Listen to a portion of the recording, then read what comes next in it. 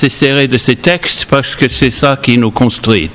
On va lire Daniel chapitre 3. Et Daniel 3, tiens, c'était super ce qu'elle a dit Juliette sur le fait que tout est accompli. Et on va essayer de voir quel est le lien entre ce passage et Jésus qui accomplit toutes choses.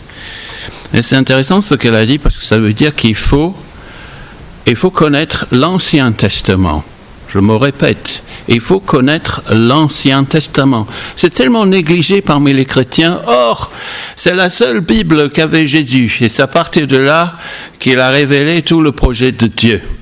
Et donc, je nous encourage à voir parce que Jésus, quand il est ressuscité, il a commencé avec Moïse, donc le début de la Bible, et il a expliqué dans les psaumes, dans les prophètes, tout ce qui devait converger sur lui pour que nous ayons la vie en son nom. Donc Daniel chapitre 3, est-ce que vous l'avez trouvé? Donc nous allons juste lire la moitié du chapitre parce que c'est assez long, et je vous invite à voir les répétitions ici, les répétitions. Le roi Nebuchadnezzar fit une statue en or, haute de 30 mètres et large de 3 mètres. Il la dressa dans la vallée de Dura, dans la province de Babylone. Le roi Nebuchadnezzar fit rassembler les administrateurs, les intendants, les gouverneurs, les conseillers, les trésoriers, les jurisconsultes, les juges et tous les magistrats des provinces pour qu'ils se rendent à la dédicace de la statue qu'il avait dressée. Alors les administrateurs, les intendants, les gouverneurs, les conseillers, les trésoriers, les jurisconsultes, les juges et tous les magistrats des provinces se rassemblèrent pour la dédicace de la statue que le roi Nebuchadnezzar avait dressée. Ils se tinrent debout devant la statue que Nebuchadnezzar avait dressée. Un héros cria à pleine voix: « Voici ce qu'on vous ordonne, peuple, nation, hommes de toute langue. Au moment où vous entendrez le son de la trompette, de la flûte, de la guitare, de la petite et de la grande harpe, de la cornemuse et des instruments de musique de toutes sortes, vous vous prosternerez. Vous adorerez la statue d'or que le roi Nebuchadnezzar a dressée. Si quelqu'un ne se prosterne pas et ne l'adore pas, il sera jeté à l'instant même au milieu d'une fournaise ardente. » C'est pourquoi, au moment où tous les peuples entendirent le son de la trompette, de la flûte, de la guitare, de la petite et de la grande harpe, et des instruments de musique de toutes sortes, tous les peuples, les nations et les hommes de toute langue se prosternèrent et adorèrent la statue en or que le roi Nebuchadnezzar avait dressée. À ce moment-là, profitant de l'occasion, quelques Babyloniens se présentèrent pour accuser les Juifs. Ils prirent la parole et dirent au roi Nebuchadnezzar: « Roi, puisses-tu vivre toujours ? D'après l'ordre que tu as toi-même donné, tous ceux qui entendaient le son de la trompette, de la flûte, de la guitare, de la petite et de la grande harpe, de la cornemuse et des instruments de toutes sortes, devaient se prosterner et adorer la statue en or. D'après le même ordre, si quelqu'un ne se prosternait pas pour adorer la statue, il devait être jeté au milieu d'une fournaise ardente. Or, il y a des Juifs à qui tu as confié l'administration de la province de Babylone, Shadrach, Meshach, Abednego. Ces hommes ne tiennent aucun compte de ton ordre, roi. Ils ne servent pas tes dieux et n'adorent pas la statue en or que tu as dressée. » Alors Nebuchadnezzar, irrité, furieux, donna l'ordre de faire venir Shadrach, Meshach et Abednego. Ces hommes furent donc amenés devant le roi. Nebuchadnezzar prit la parole et leur dit: « Est-il vrai, Shadrach, Meshach, Abednego, que vous ne servez pas mes dieux et que vous n'adorez pas la statue en or que j'ai dressée ? Maintenant, tenez-vous prêts, et au moment où vous entendrez le son de la trompette, de la flûte, de la guitare, de la petite et de la grande harpe, de la cornemuse et des instruments de toutes sortes, vous vous prosternerez, vous adorerez la statue que j'ai faite. Si vous ne l'adorez pas, vous serez immédiatement jetés au milieu d'une fournaise ardente. Quel est le Dieu qui pourra alors vous délivrer de mon pouvoir ? Shadrach, Meshach et Abednego répliquèrent au roi Nebuchadnezzar, « Nous n'avons pas besoin de te répondre là-dessus. Notre Dieu, celui que nous servons, peut nous délivrer de la fournaise ardente, et il nous délivrera de ton pouvoir, roi. Et même s'il ne le faisait pas, sache, roi, que nous ne servirons pas tes dieux, et que nous n'adorerons pas la statue en or que tu as dressée. Seigneur, parle-nous maintenant. Montre-nous la pertinence de ce passage, s'il te plaît, Seigneur. Au nom de Jésus. Amen. Eh bien, avec Zoom, depuis 1 an, il est très intéressant de voir le décor choisi par ceux qui participent aux réunions via webcam, en visio. Il peut y avoir, c'est marrant, il y a toute une mise en scène parfois. Et je me dis, c'est le choix de l'arrière-plan Zoom, quand on est en webcam, révèle ce que le participant veut projeter comme image. Donc quelques exemples. Donc moi, quand je suis avec les étudiants, je veux pas trop qu'ils voient mon environnement. Donc moi, je mets des symboles du genre Churchill. We will never give up, Churchill, Shakespeare parfois, enfin les choses qui... Voilà. Mais d'autres, on peut voir une bibliothèque remplie de volumes. Ça, c'est les profs, souvent. Et puis, d'autres choisissent l'évasion. Donc, quelque chose qui est assez typique, c'est le pont du Golden Gate à San Francisco. Ça, c'est assez fréquent. La semaine dernière, j'ai eu un contact assez intéressant. Il y avait donc quelqu'un qui avait choisi de ne pas mettre de décor. C'était une étudiante qui reste anonyme, mais elle avait fait un travail. Donc je les avais mis dans des salles virtuelles sur Zoom, et puis je rends visite dans la salle. Donc ils savent pas que je suis là, donc je les écoute. Puis je vois derrière elle, il y avait un clavier. Donc je dis, tiens, en anglais, Ah, donc vous êtes musicienne, ouais. Donc on a commencé à discuter. Elle dit, oui, je fais de l'improvisation. Ah bon, qu'est-ce que... On a parlé de la musique classique, etc. Et tout ça, il y a des mises en scène pour montrer qui on est, ce qu'on fait, ce qu'on pense. Et je me demande quelle image, quel symbole est projeté par la statue que Nebuchadnezzar construit ou fait construire ici. On va parler un peu du décor qui choisit ce roi, parce que c'est un choix stratégique. Certaines traductions sont erronées. Elles parlent, donc au premier verset, elles font allusion à la vallée de Dura. C'est une erreur. C'est la plaine de Dura. C'est plat. Et donc, la statue est placée pour qu'elle soit visible des kilomètres et des kilomètres à la ronde. Et c'est une statue en or. Imaginez le reflet du soleil sur la statue. Et là, on commence peut-être à saisir ce que cette statue pourrait vouloir dire en pensant au chapitre précédent où le roi rêve d'une statue avec les différentes composantes dans les métaux précieux et moins précieux. Et Daniel dit, mais c'est toi la tête, c'est toi, ô roi. Est-ce que c'est une conversion, entre guillemets, pas très profonde? Si conversion il y a de ce roi qui avait fini en reconnaissant que Dieu, le Dieu de Daniel, était suprême.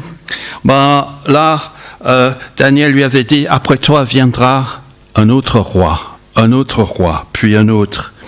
Mais est-ce que Nebuchadnezzar, quelque part, parce que l'orgueil n'est jamais loin, là où il y a l'exercice du pouvoir, est-ce qu'il veut souligner sa souveraineté, sa pérennité, son pouvoir quelque part? Est-ce que ça lui monte à la tête de cette statue et puis le statut qui proclame? Parce qu'il y a la statue et il y a son statut.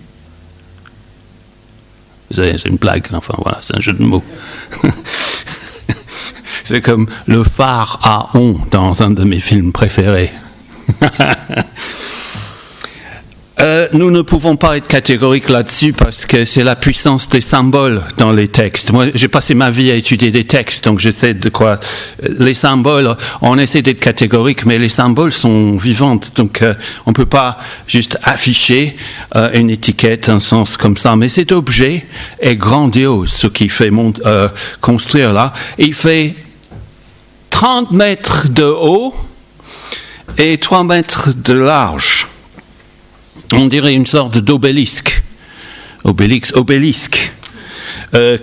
l'obélisque de Luxor à Paris, sur la place de la Concorde. Tiens, Concorde. C'est justement la concorde ici qui est visée, l'harmonie. On a ce roi qui fait cet appel à se rassembler, toute la nation, les gens de toutes les tribus, de toutes les populations, toutes les races, les tribus, ils doivent se prosterner devant ce monument sur l'ordre du roi. Ce chapitre nous montre ce qui se passe lorsque les autorités d'un pays s'ingèrent dans la vie religieuse des croyants. Et deux choses ressortent de ce passage de ce matin. Il y a d'abord l'impact de la loi sur la population. Et ensuite, il y a la foi face à la loi.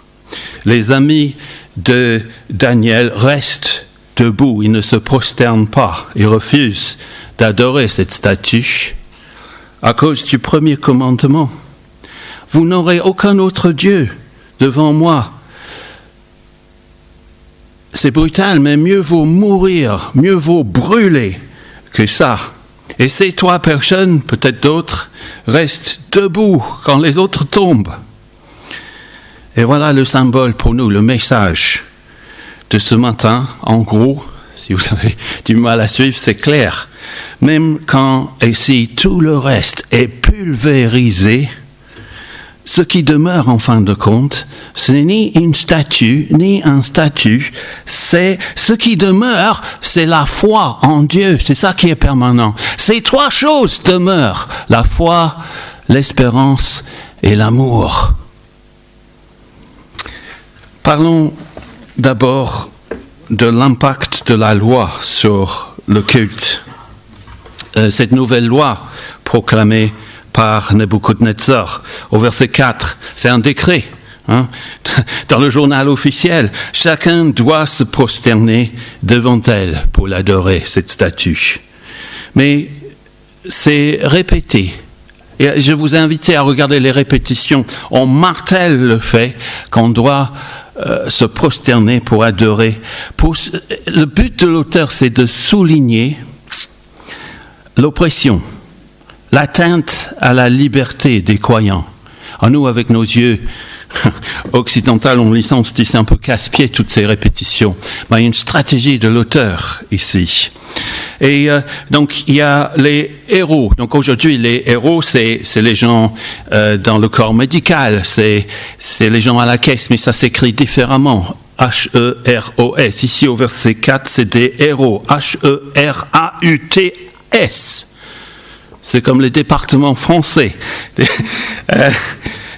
Les héros, donc, qui sont-ils? C'est comme les crieurs sur les places publiques d'autrefois. Donc, il y a ma belle-mère qui a 91 ans, qui se souvient des gens qui publiaient les nouvelles sur la place publique de Brin-sur-Gé, au centre du village, du bourg. Donc, ils donnaient des nouvelles, ces gens-là. Ils parlaient à la population bien avant l'existence des réseaux sociaux comme Facebook ou les médias comme BFM TV, Babylone, Fabuleuse Média, quelque chose comme ça. Et cette statue, donc, il y a cette proclamation par les médias de l'époque. Cette statue est censée produire l'unité. Or, si j'oublie de dire ça, je le dis maintenant, il est impossible de fabriquer l'unité. On ne peut pas fabriquer l'unité à l'aide d'une loi. On ne peut pas. L'unité arrive donc quand par l'attirance, par le relationnel, pas par la force.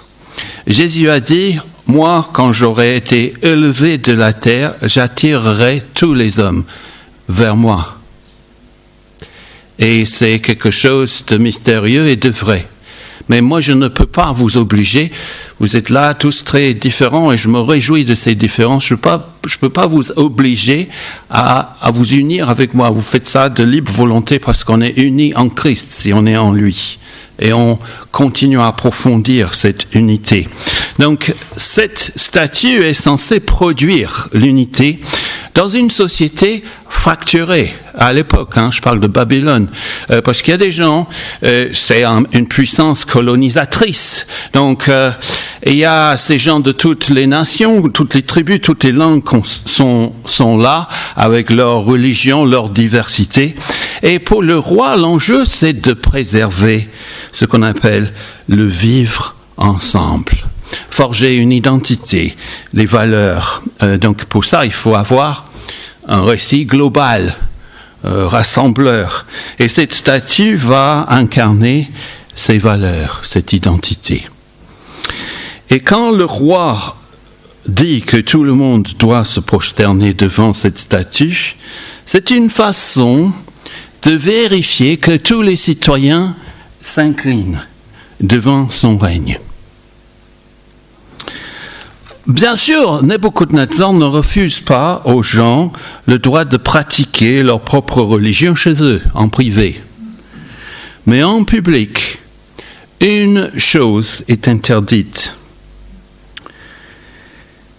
Une chose est interdite dans cette société. Affirmer qu'il existe quelque chose au-dessus de la nation. On ne peut pas dans cette société discuter avec ceux qui font primer la loi de Dieu sur la loi du roi ici. On ne peut pas. Et ce chapitre nous montre donc ce qui se passe lorsque les autorités d'un pays s'ingèrent dans la vie religieuse des croyants. Bien sûr, il ne s'agit pas de la France. Je ne parle pas de la France, je parle de Babylone. Il ne s'agit pas de la France ici parce que nous sommes, nous, ici, protégés des dérives de Daniel, chapitre 3. Parce que chez nous, la loi du 9 décembre 1905 organise la séparation des religions et de l'État. Tiens, j'ai l'impression de faire un cours à la fac de droit, là. Vous savez, il y a une très belle formation à la fac de lettres. Je fais une pub pour la fac de lettres sur la laïcité, les religions en milieu laïque. Et je recommande cette formation. J'ai eu la joie de travailler avec la personne qui a mis ça en place. On a participé ensemble à un événement qui s'appelle les 24 heures de l'histoire, l'importance de la mémoire. Et c'était beau, mais c'était avant le confinement. Mais je continue sur le principe de la laïcité. Cette loi de 1905 affirme que la République garantit la liberté de conscience et de culte. Cette loi garantit la neutralité religieuse pour les autorités publiques. Et donc, en gros, pour schématiser, la loi sur la laïcité de 1905 invite les croyants à ne pas nuire à la liberté des non-croyants et elle interdit aux non-croyants de porter atteinte à la liberté des croyants. Mais à Babylone, on change la loi. Ce n'est pas une démocratie. Donc ici, c'est le roi qui fait loi et qui dit « l'État, c'est moi ». Donc il n'y a pas de discussion, pas de Sénat, pas de révision des textes. Mais on voit que la tolérance envers Daniel et envers ses amis atteint les limites. Voilà des étrangers dans cette société parfaitement intégrés. On leur fait confiance, ils font du bien dans la société. Ils respectent les autorités. Ils honorent le roi. Ils aident le roi et son entourage. Mais cette loi déclenche une flambée d'intolérance dans le pays. Une flambée d'intolérance, c'est pire que ça anticipe la fournaise.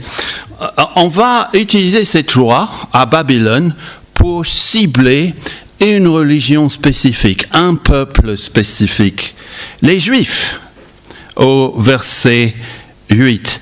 À ce moment-là, profitant de l'occasion, quelques Babyloniens, certains textes disent les Chaldéens parce que c'était leur culture, les Babyloniens, c'est les Chaldéens, se présentèrent pour accuser les Juifs.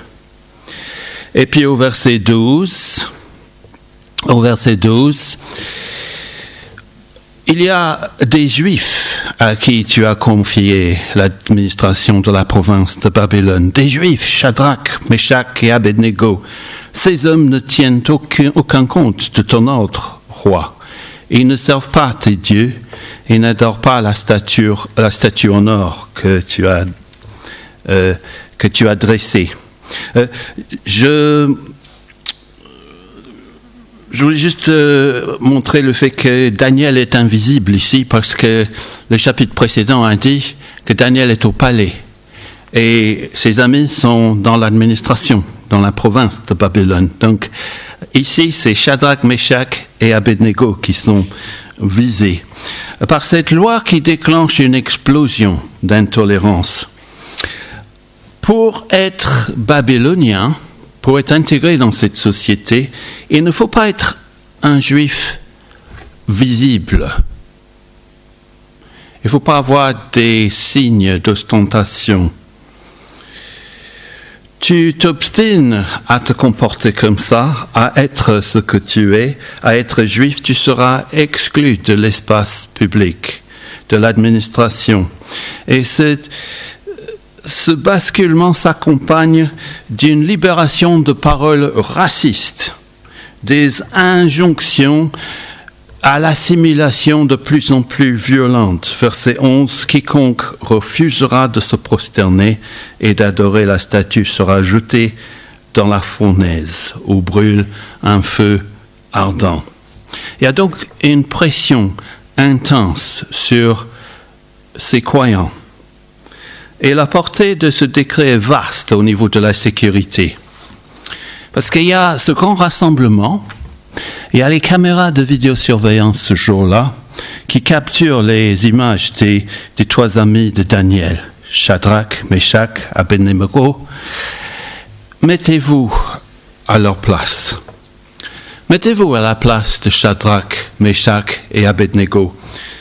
La musique commence, toute cette cacophonie d'instruments. Les décibels augmentent. Puis tout autour de vous, les gens se prosternent les uns après les autres. Qu'est-ce que tu fais? Est-ce que nous aurions eu le courage de rester debout dans de telles circonstances? Il est difficile de rester debout quand on est sous la pression d'être comme les autres. Je ne sais pas si vous êtes soumis à des pressions semblables de temps en temps, au travail peut-être, au quotidien. Il y a beaucoup de pression ici. Il y a le poids de l'autorité. Dans les versets 1 à 8, 1 à 7, il est question du roi. Le mot le roi, ça revient sans cesse. Le poids de l'autorité. Et deuxièmement, il y a le poids de l'administration ici. On rassemble tous ces fonctionnaires dans les versets 2 et 3. Même l'indépendance de la recherche de ceux qui travaillent dans l'éducation, c'est menacé. Et on leur transmet des ordres dans les versets 4 et 5. Et si ces ordres ne sont pas appliqués sur le terrain, on leur fait des menaces. Puis, troisièmement, il y a de la jalousie. Verset 8. Verset 8. Dans mon émotion, j'ai perdu ça. À ce moment, profitant de l'occasion, quelques Babyloniens se présentèrent pour accuser les Juifs. Et puis au verset 12, ils disent, « Il y a des Juifs à qui tu as confié l'administration de Babylone. Or nous, sous-entendu, nous, on est des Babyloniens, ils piquent notre boulot !» Ces gens qui viennent, et dans un accès de colère, le roi dit, mais faites venir Shadrach, Meshach et Abednego. Et puis l'autre pression au verset 14 et 15, c'est l'intimidation du roi. Il leur donne une occasion de se défendre, mais il répète la menace, versets 14 et 15. Donc, il y a la pression juridique sur les croyants. Et je passe à la deuxième phase du message, mais comment rester debout face à une telle pression? C'est intense, je vous fais confiance pour suivre le texte et ses implications. Dans les prédications, il faut avoir des blagues, il faut divertir, il faut des vidéos, il faut ceci, cela. Moi, j'ai rien de tout ça, j'ai pas d'aide visuelle, j'ai juste le texte. Eh bien, comment rester debout face à une telle pression? Mes amis, il faut rire. Il faut rire. Il y a beaucoup... Excusez-moi, mais il y a beaucoup d'humour dans ce texte. Je vais introduire un peu de légèreté au milieu de cette tragédie. J'ai un étudiant dans une formation et il est toujours dans les webcams, il est toujours en train de parler d'explosion. Donc c'est une formation un peu juridique et il y a quelque chose en anglais, on appelle ça des actes de Dieu pour les catastrophes. Donc des actes de Dieu, c'est les ouragans, c'est les volcans en Irlande, des trucs comme ça. Donc il me dit mais mais les explosions, est-ce que c'est couvert parce qu'il vient d'une zone où en fait c'est dur? Et un jour j'ai commencé à rire, j'ai dit mais vous êtes toujours en train de parler d'explosion vous? Et il a commencé à rire et je dis oui, on pleurerait sinon. On pleurerait. Il y a beaucoup d'humour dans ce texte parce que toutes ces répétitions de l'auteur, ils tournent en dérision le côté qu'est-ce qu'on appelle ça, ronfleux, la pompeux de l'occasion. C'est comme s'il est en train de dire mais ouais, ça fait peur, mais vous voyez, c'est risible. Un Dieu fabriqué avec des mains humaines, cette image mise en scène, ça n'enlève pas toute la peur. Mais au moins, la prétention du roi est tournée en dérision. Et un de mes films préférés, c'est le film de Chaplin, Charlie Chaplin, le dictateur. Vous avez vu, il est là, avec le monde dans ses mains. Et les temps sont durs, on sait très bien dans les années 30, la montée du fascisme. Et voilà, ce personnage absurde, donc c'est pas Hitler et c'est Hitler, enfin on sait très bien le pouvoir du symbolique, mais Chaplin tourne en dérision ce qui se passe, c'est la vérité, faut rire, et si tu arrives à regarder derrière la façade, le côté vide du pouvoir, il faut inventer les choses. Vous allez être vous allez vous sentir moins intimidé par la pression dans la société. Et l'auteur, il manie ses faits avec beaucoup d'humour. Il se moque même de la colère de ce roi envers ces jeunes qu'il avait tellement impressionnés au début. Et à la fin, c'est une politique à tous azimuts parce que le roi, à la fin, il va faire un décret mettant peine capitale à tous ceux qui ne se prosternent pas devant le Dieu de Shadrach, Meshach et Abednego. Donc, l'auteur, vous avez vu, tourne en dérision cette occasion nationale avec ces listes interminables des gens invités, puis en train d'annoncer les instruments de musique. Même la statue d'or, en fait, a l'air ridicule quant à sa taille. 3 mètres, ok. Comment ça peut tenir debout? Et l'humour nous aide à tenir face à la pression, n'est-ce pas? Il détend l'ambiance. Et le deuxième aspect que je veux nous montrer ici de ce texte, après avoir utilisé l'humour, et d'essayer de voir l'humour dans certaines occasions, deuxième chose, c'est de tenir ferme dans la foi. Regardez le courage de ces trois amis. C'est un peu comme l'apôtre Paul qui dit qu'il faut rester debout et tenir ferme après avoir tout surmonté. Le roi dit au verset 15, « Qui est le Dieu qui pourra alors vous délivrer de mon pouvoir ?» Et regardez leur réponse, verset 17. « Notre Dieu est capable de nous délivrer. On ne sait pas s'il va nous délivrer, mais on sait qu'il peut nous délivrer. » Et le roi leur tend cette perche, mais renoncez à votre attitude, et vous garderez vos emplois, vous garderez votre statut, je garderai la mienne et le mien, et vous ne mourrez plus. Et ils répondent, mais vous ne mourrez pas. Mais verset 18, même si notre Dieu ne nous délivre pas, sache, roi, que nous ne servirons pas tes dieux. Nous n'adorons pas la statue en or que tu nous as dressée. Plutôt que de renoncer à notre foi, on veut faire face aux flammes de la fournaise. Et c'est intéressant, donc tout est accompli, dit Jésus. Tout est accompli, a cité Juliette. Parce que dans cette épreuve, ses amis anticipent, en quelque sorte, sont des précurseurs de la réaction de Jésus quand Jésus est tenté dans le désert. Et la réaction de Jésus ressemble à celle de ces trois hommes. Dans Matthieu, le diable le transporta encore sur une montagne très élevée, lui montra tous les royaumes du monde et leur gloire, et il lui dit, « Je te donnerai tout cela si tu te prosternes pour m'adorer. » Et Jésus lui dit alors, « Retire-toi, Satan. » En effet, il est écrit, « C'est le Seigneur, ton Dieu, que tu adoreras, et c'est lui seul que tu serviras. » Alors le diable le laissa, et voici que des anges s'approchèrent de Jésus et le servirent. Voyez le malin qui dit, « Je vous donne tout cela si vous vous prosternez. » Sauf que sinon, la séduction cache la menace de mort. Il n'y a aucune mention de mort dans le texte de Matthieu. Tout est scintillant d'or devant Jésus, devant tout ce qu'il pourrait choisir. Mais Jésus n'a jamais cédé à la tentation. Chaque instant de sa vie était comme Romains 12, consacré entièrement à Dieu. Tu aimeras ton Dieu de tout ton cœur, de toute ton âme, de toute ta pensée.